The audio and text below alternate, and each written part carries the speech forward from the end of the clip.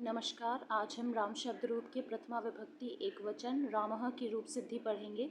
इसके लिए आपको राम शब्द रूप एवं सुप प्रत्यय स्मरण होने चाहिए।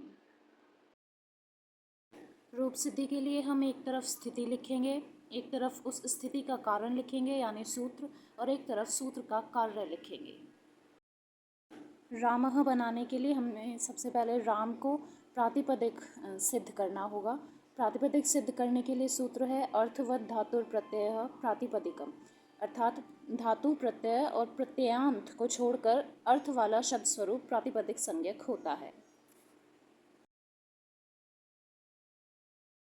अब राम की प्रातिपदिक संज्ञा हो गई है। अब हम एक और संज्ञा सूत्र लिखेंगे कृत तद्धित समासश्च। कृदंत तद्धितांत और समास भी प्रातिपदिक संज्ञक हों। अब अधिकार सूत्र प्रत्यय परश्च न्याप प्रातिपदिकात्। इन तीनों सूत्रों का अधिकार करके नियंत, आबंत और प्रातिपदिक से परे सु आदि 21 प्रत्यय हों। अब हम राम प्लस सुप करेंगे। स्वौ जस अमौट शस्टाभ्याम भेस सूत्र से हम राम प्लस सुप करेंगे अब, और कार्य इसका होगा सुबादि प्रत्यय कृते।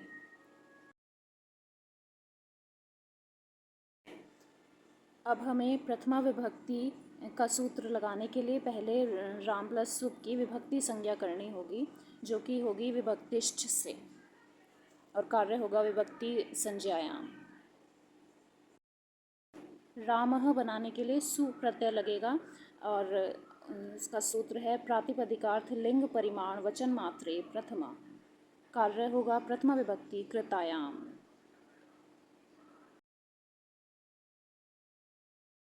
राम के साथ सु प्रत्यय दो कारणों की वजह से आया है। एक तो ये कि वो प्रथमा विभक्ति है, दूसरा ये कारण है कि वो एक वचन है। तो पहले हमने प्रथमा विभक्ति करने से पहले हमने विभक्ति संज्ञा की थी, और एक वचन प्रत्यय लगाने से पहले हमें वचन संज्ञा करनी होगी जो सुम्पः से होती है।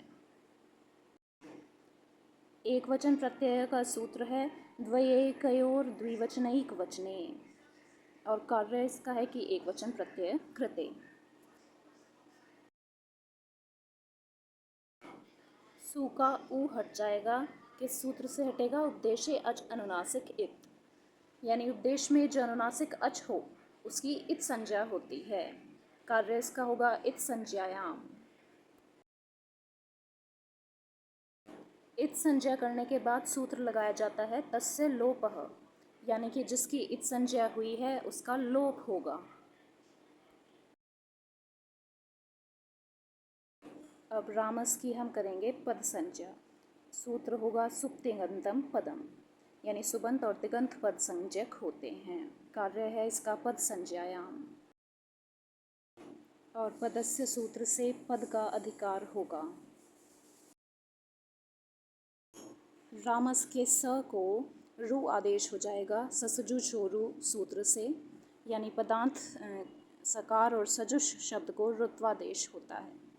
कार्य होगा रु आदेशे कृते। अब रू के ऊ को वही उपदेशे अजनुनासिक इत और तस्य लोपः से लोप हो जाएगा।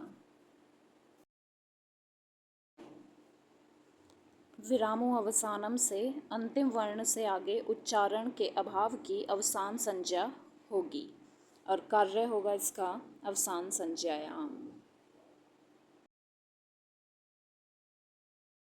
रामर के र को विसर्ग आदेश होगा खर अवसानयो विसर्जनीय से, अर्थात खर प्रत्याहार परे हो तथा अवसान में पदांत रेफ को विसर्जनीय आदेश होता है। कार्य इसका होगा विसर्गादेश।